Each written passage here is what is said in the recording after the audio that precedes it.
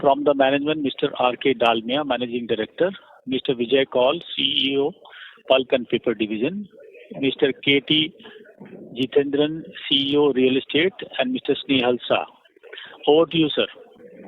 Thank you. A very good evening to everyone joining us today. It is my pleasure to welcome you all to the earnings conference call for the first quarter of financial year 2024. Let me first take you all through the quarterly industry and financial highlights. The global macroeconomic continues to remain challenging despite inflation easing from record highs. As per IMF, the global growth is expected to drop to 2.8% in 2023 compared to from 3.4% in 2022. Developed economies are expected to see an especially pronounced growth slowdown from 2.7% in 2022 to 1.3% in 2023. Global headlines inflation is expected to cool off from 8.7% in 2022 to 7% in 2023 on the back of lower commodity and energy prices. However, underlying core inflation is likely to decline rather slowly. Amid slowdown in global economy, India will remain the fastest growing major economy with growth expectations of 6.5 to 7% in 2023. In the backdrop of global slowdown, sticky inflation, and uncertain geopolitical conditions, we have been able to deliver satisfactory performance from all divisions. Talking about the financial performance for the first quarter of financial year 2024, the consolidated turnover stood at 1,106 crores. The EBITDA for the quarter was 129 crore with consolidated EBITDA margin 12.1%. And there was a net loss of 7 crore rupees. There is an exceptional item, loss of 65 crores due to the closure of the spinning and weaving process at the textile mill. Now let me take you through some of the key highlights across our three business verticals. Starting from real estate business, the Indian real estate business is currently experiencing a favorable upcycle and one of the most buoyant periods in over a decade. Residential sales across all major markets in the country have witnessed a strong growth, with the industry growing nearly threefold in the past 3 years.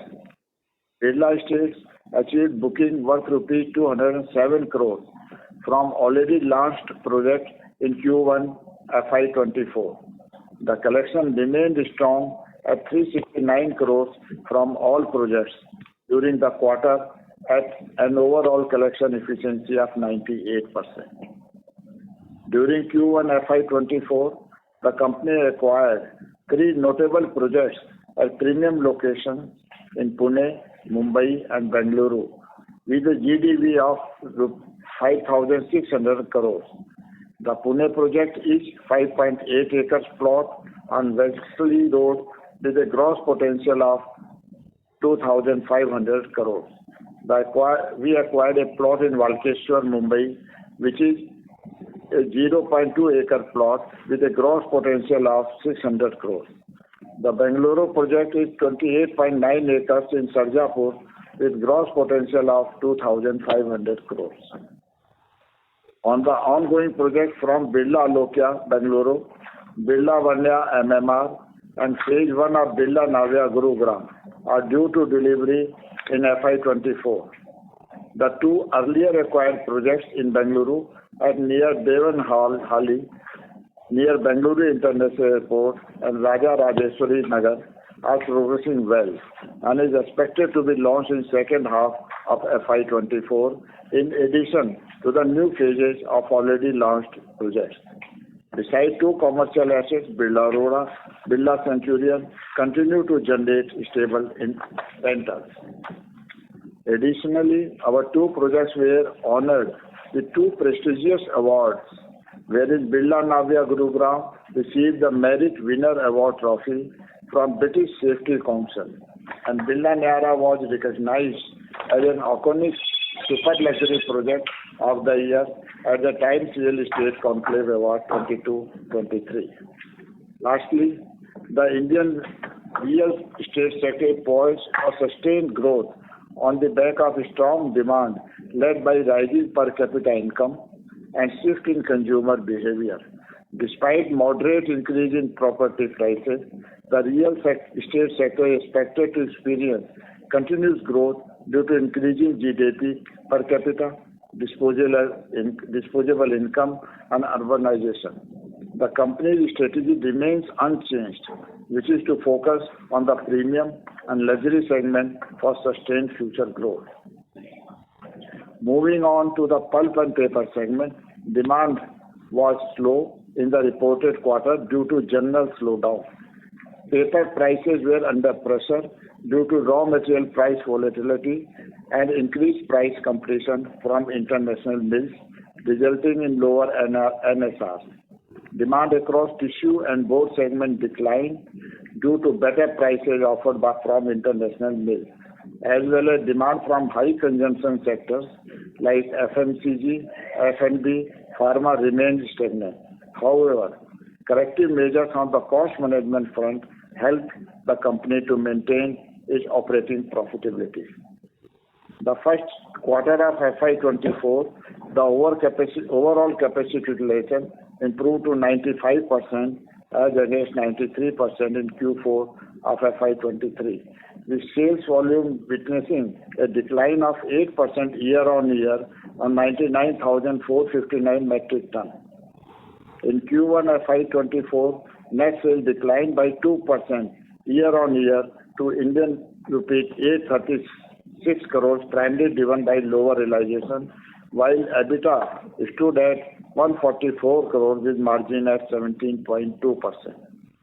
Writing and printing paper demand is expected to remain subdued in coming quarters, despite opening of educational institutions as less government. Debt is about 686 crores. Do you expect that some of this debt will come down as your projects get completed and you get collections, or is it all going towards the land bank and the total debt level will be around these levels? And if so, what is the peak? If you're okay, I'll ask the second question also, sir. Yeah, please go ahead, Vivek. Okay. The second question is on the real estate business. Are we seeing any slowdown in sales velocity when we see quarter on quarter at all, especially in high value projects? When we've heard conflicting reports about inventory at Worli, not your property, sir, but overall. So is there any slowdown in demand for really high value properties? And any guidance on sales would be, or the next quarter would be very useful. Thank you, sir. Hi Vivek, this is Nehal here. So to answer to the first question is, we expect the debt levels to remain the same by the end of next year, because the cash flows from the businesses will start trickling in. It has increased because we made these pre-purchases in the early part of the year.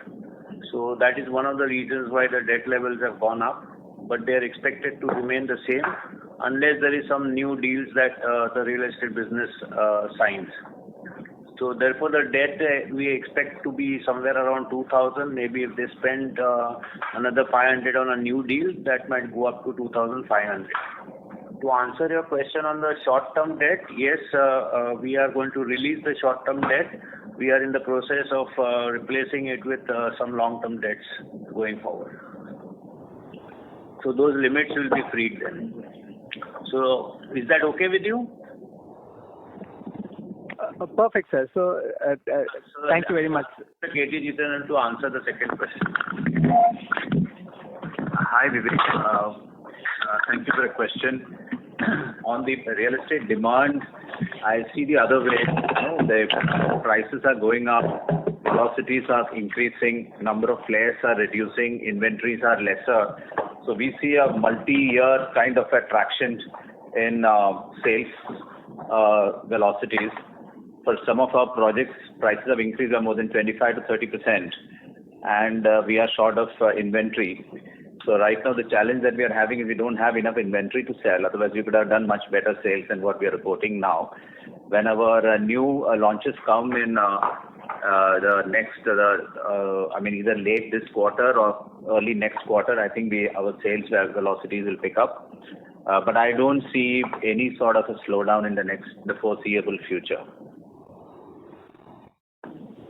Vivek. Sir, thank you very much, sir. If I can just ask a follow-up question on that. We were just looking at the number of units sold quarter on quarter. Is it that at the late stage of the project, the pace of sales comes down, and that's the effect that we are seeing, or is there? In Worli specifically, there's a lack of inventory now. Most of the projects have seen possession.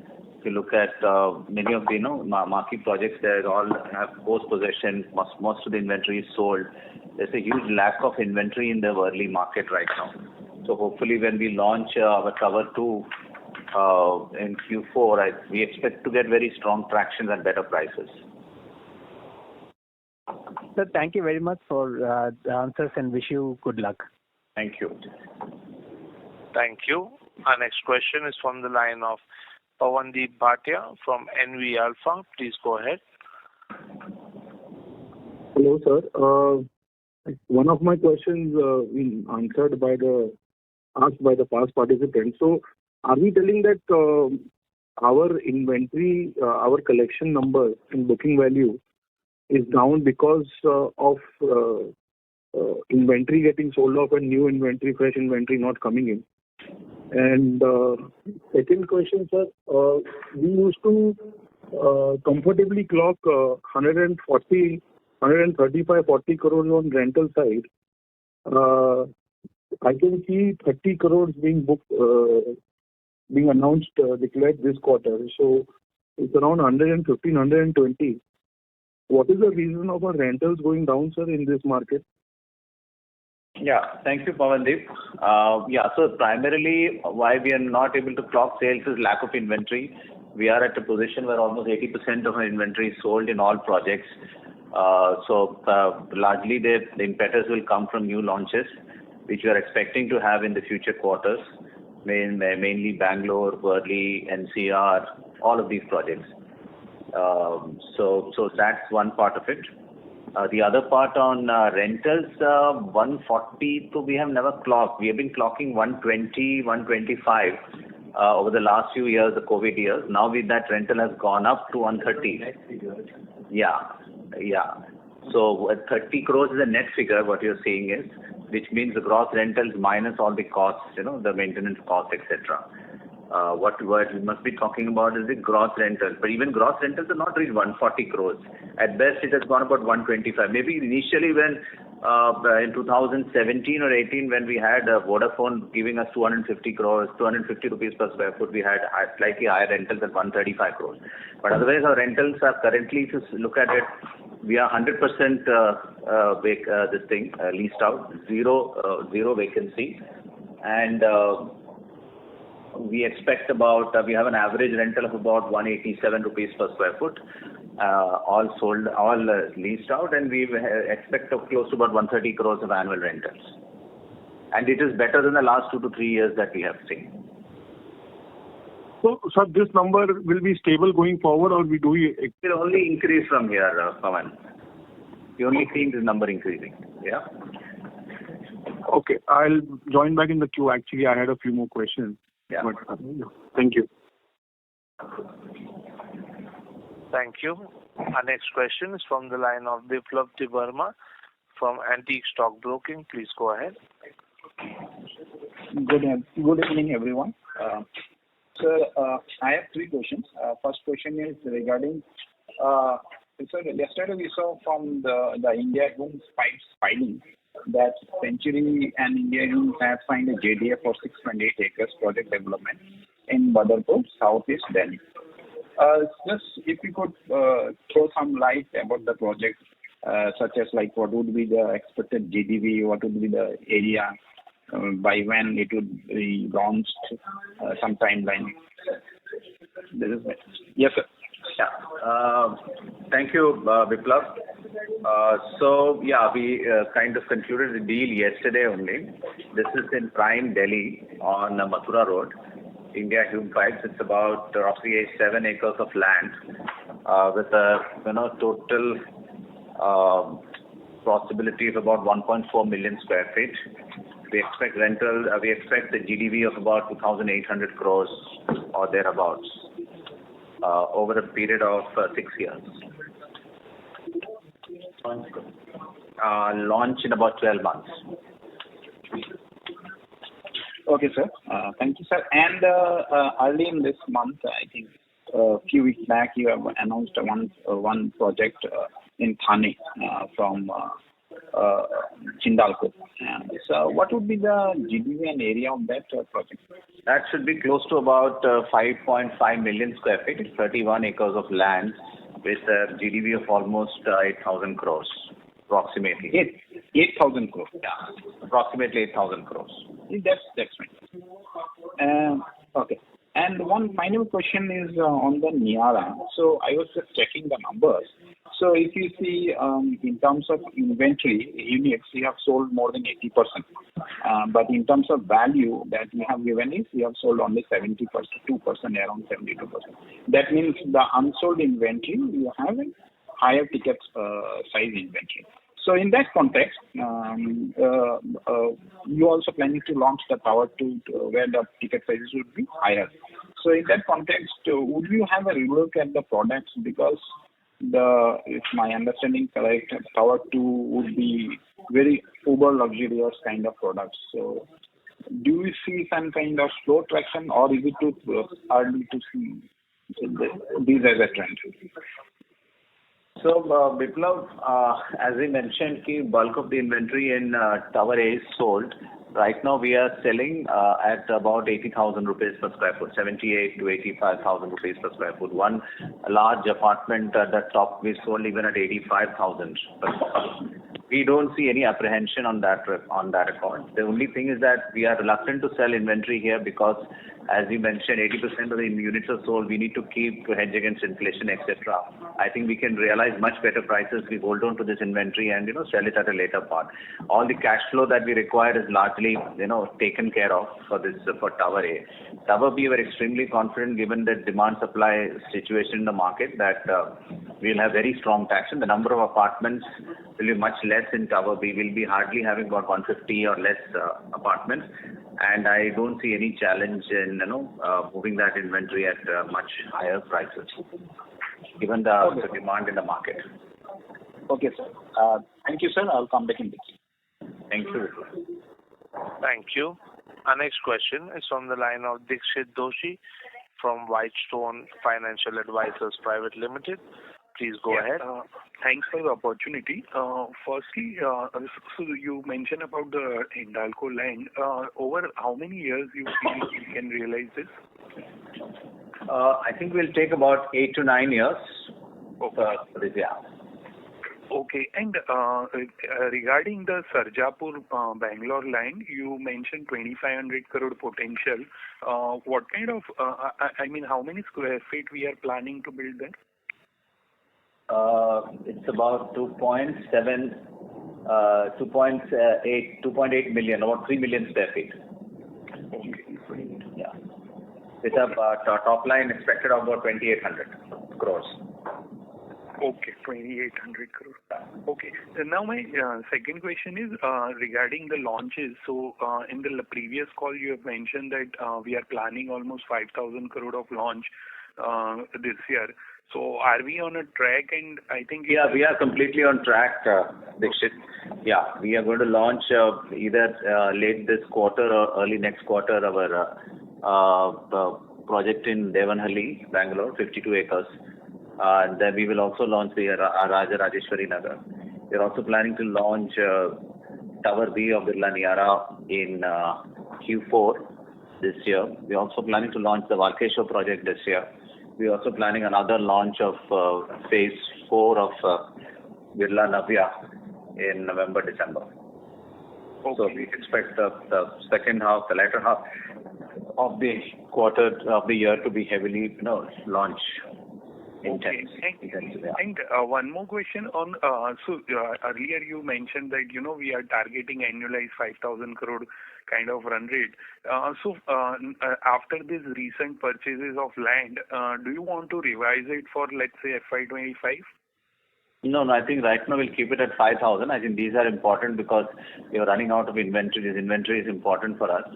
So I think with this kind of inventory, we will keep the target of 5,000. We will think about revising that as we acquire more projects. Okay. And one last question from my side. Of lately we are more, rather than JDA, we are more into buying outright purchase. The project that we did yesterday completed was a JDA. Yeah. This is the fourth JDA we have done so far. So we have about 4 JDAs and about 4 outright, so it's 50-50. Okay. And so in outright purchase, what kind of IRR we generally look at? Given today's market, land price going up, etc., there is not many, JDA opportunities in the market. Most people are preferring outright. JDA is largely opportunistic. So with that, we look at least about 18% IRR post-tax in our outright calls. Okay, fine. That's it from my side. Thank you. Thank you. Our next question is from the line of Harsh Pathak from B&K Securities. Please go ahead. Yeah. Hi, sir. Good evening. Sir, I wanted to check on this, the deal with Indian New Pipes. You mentioned that the potential is 1.4 million square foot and GDV of 2,800 crores.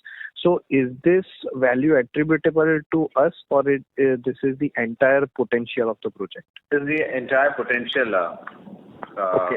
Harsha. That's the entire project potential. Right. And from this, we have a 64% share. That's right. Okay.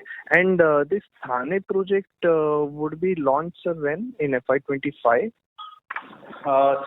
No, this because a large project, it needs a lot of work on it and cleaning up the land, etc. We bought it as is where is. So we expect about 15 to 18 months is our target for launching this. Yeah. Right, sir. Right. Sir, and one more question on this Indian New Pipe deal. So, how much deposits have we already paid or are yet to pay? And from this revenue sharing, whatever we have with them, what is the timelines, and as in when do this deposit get adjusted? Any color on that? Yeah. So we expect the land value is about 630 crores. The deposit that we're paying is about 145 crores, of which we have paid 25 crores now.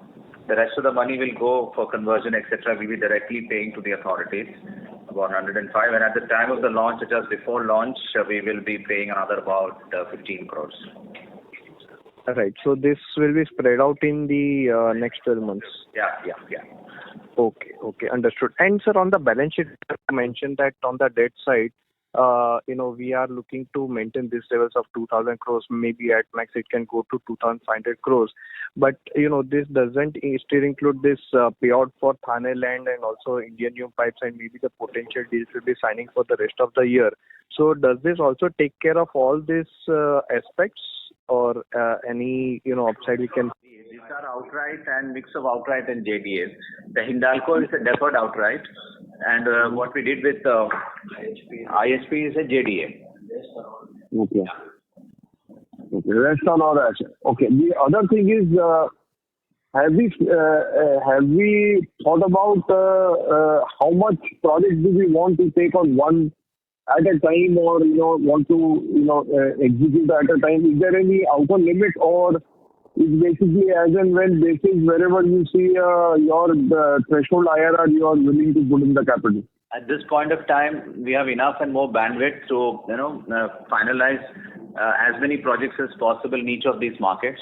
Bandwidth or the resource is not a constraint. We are looking for the right projects, right location, right product that we can get at the right market value. There is no other constraints at this point of time. Which means the 2,000 crore balance sheet debt level is not a sacrosanct number, right? No, not at all. Not at all. Okay. And out of these 5 new projects, which one of them would start in FY25? I think Walkeshwar will start in FY24 only. We'll launch it in FY24. The rest of projects like Pune and Bangalore will start in FY25. We had planned to start even the Delhi project in 25. The Thane may take a little longer. Okay. And you have paid 300 crores initially for that in the Thane one. Yeah, we will. As of now, we have not paid anything. We will be paying over a period of time. Okay. Thank you very much, sir. Okay, lastly, on the own land, whichever project that you take, there, what is the margins that you would look at? Depends, Ritesh, from project to project. So if you look at Kalyan, it's about 30-35%. Worli, more like 50%. Okay. Yeah. And in terms of JD, there, what kind of margin and IRR is possible? Yeah. So again, it is location to location. There's no one specific number. IRRs of course north of 20% for JDAs. Yeah. Margins to look at close to 30+% in outright deals. Yeah. But again, it completely moves from location to location depending on what's the potential, size, opportunity, etc., etc. Lots of factors. Okay. Thank you very much. Thank you. Thank you. Our next question is from the line of Pinaki Banerjee from AUM Capital Private Limited. Please go ahead. Good evening, sir. Thanks for the opportunity. Sir, coming to the presentation with your pulp and paper segment, you have stated that in the writing and printing paper that unless government order tenders in Q2 FY24 would put pressure. But sir, actually, going by what we are doing, the country is scheduled to have the general elections coming next year, and various state and the Union government would look forward to complete all their projects. So are you not expecting some better, high quality of tenders in this regard? Yeah, Mr. Pinaki, what is happening is that there are 4 or 5 new tenders which are coming up in the country for the publishing of books, but that will come sometime after August 15 to October, sometime between August 15 to October. And that bidding process will take some time, and the orders cannot come before end of October or November. So till that time, there is going to be a little bit of difficult situation. Otherwise, it's fine, Okay. Sir, and my last question is that on an overall basis, based on your presentation and whatever commentary you have given, you are having just in the real estate segment, you are having some bit of optimism, and while the paper and pulp and the textile segment is looking a bit subdued at this point of time. So is my understanding correct, sir? Not really. I think what we are telling is the true, what is happening at the marketplace. So, till April, we were selling quite nicely. So, everything has changed in the last 1.5 months, 2 months. So, it may again change back. If the tenders come in, maybe the sentiment goes back again. So, it is not that we have given a subdued picture for paper and very high picture for Birla Estate. Even though, yes, Birla Estate is going to be the, there is a quite optimistic enthusiasm. It is a cash cow right at this point of time for you, if I am correct to say. Yeah. Okay, sir. That's all from my end. Thank you, sir. Okay, thank you. Thank you. Our next question is from the line of Dhruvesh Sanghvi from Prosperity. Please go ahead. Yeah, hi. Thank you for the opportunity. Sir, I would just like to understand on the real estate side, if you can explain the cost structures, because we are building up relatively new versus the leagues of Godrej or Oberoi or some of the southern players who are there in the market for a long time. And I'm sure we are learning and adapting a much better strategy from the start. So considering that, how are we adapting the cost structures? And if you can, give a holistic view on how are we thinking about the fixed cost structures of the company. I mean, as I see today, it seems to be somewhere around 200 crores per year. If you give some thoughts on that, it will be helpful. Thank you, Dhruval. Great question. So largely, we follow an outsourced model for construction. Also, we don't take up projects where we cannot afford good contractors, good consultants and designers, etc. So we largely operate in the premium segment, where we know that we are able to afford good quality contractors who will deliver all compliances in place. That's very important. The other, number one. Number two is that we budget very carefully. We budget for escalations. We budget for contingencies. And over and above that, we look for margins. Number three, we are in our JDA projects, whatever we have done, most of them are profit sharing. So automatically there is a hedging done. Even otherwise, when we do. First of all, the 200 figure is a misnomer. It's only less than 100 crores is our overhead. Fixed overhead is 100 crores. We have about 250 to 300 people divided over this thing. So as I see, the number is only about less than 100 crores. The rest is all largely expenses for your marketing costs, what you have to expense out when you do your launches, etc. Perfect. So that 200 crores is not the right figure. Perfect. Yeah. Right. And one question related to margins, because, please, sir, correct me if I'm wrong, because I'm relatively new to this company. On the broad level, Parel is the owned land. Worli is the owned land, the one which is launched just last year and sales happened amazing. But most of the newer aspects are going to be land which will be purchased or via JD or JV or the routes that we do. And therefore, I think I read the previous con calls where you had indicated margins to be like 70-80% on the existing project which is going on. So how should we see the profitability after taxes? I mean, is it sensible to say when we start executing 4,000 and 5,000 crores and when we reach the possession and when we start booking them, it will be 3, 4, 5 years ahead? Is it easy to see 20-25% net profit margin after taxes? I mean, if I do the math, it reaches there, but I just wanted a confirmation or some affirmation there. I can't confirm that much, but I think at this point of time, if you take a mixed bag of your own projects and that, I think 20-25% is easy. I think more like it will be about 20% back margin. For example, some of our projects which we have taken, like Delhi, we are clocking almost 50% EBIT margins. Right. 50. So it's a mixed bag. Some of the projects, it has done very well. We are getting more than 50%. Some of the projects is more like 25%, but nothing is below 25% EBIT margin. The profit, we will be completing 2 or 3 projects this year, so we'll know for sure what kind of profit margins we're able to crack at the back level. Yeah. Right. And so last one, in terms of strategy where you mentioned that, we are focused a little bit more towards the premium side, but when we think about expanding in 4 cities and probably do 12 or 13 projects at a point in time, is this a fairly good approach or a slightly mass market approach should also start kicking in, or some thoughts around that? Yeah. So at this point of time, I think there is enough and more room at the premium segment for us to expand in each of these chosen markets.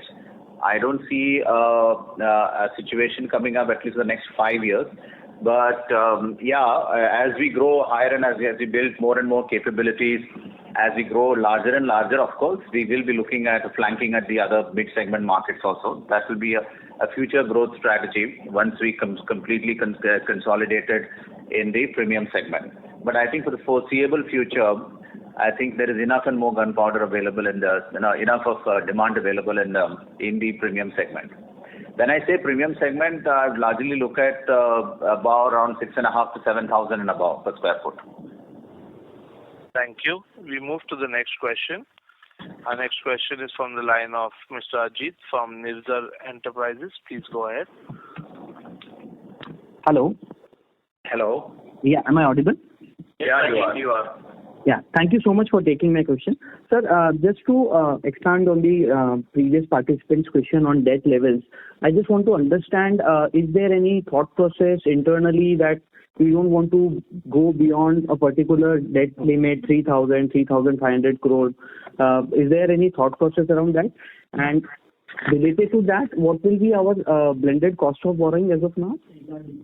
Right now, to answer your last question first, right now my blended cost is around 7.5%, but that is primarily because majorly most of the borrowings are sitting in the short-term bracket. It is expected to go up to close to 8% once we shift that to long-term borrowings. In terms of there is no ballpark that we put ourselves in terms of how much we will borrow. It all depends on how fast growth of the real estate business does. Broadly, we have a number that based on a mix of working capital loans plus long-term loans plus some unsecured loans. We are capable of going up to 5,000 crores also if the need arises. But of course, we'll go cautiously and we'll see if there is actually a need for doing that. And that will happen only if we are expecting the real estate to fuel its growth through its own cash flows from FY27 onwards. So if that does not happen, there might be a slight pressure on the debt levels. But broadly, we are looking at 3,000 to 4,000 crores max at the moment. Okay. And sir, have you also explored the lease rental discounting model for We are doing that right now. We are in the process of doing that. That's how we are going to move from the short term to the long term. That is one of the possibilities that we are. Can there be any cost saving on that front? Cost saving? Yeah. In what sense you are asking cost saving? You are talking the interest rates? Yeah, interest rates. No. I told you that we are at the moment we are close to about 800 odd crores of short-term borrowing. So it is almost going to replace. So that is going to replace the lower cost into a higher cost borrowing, right? Okay. And sir, just last question.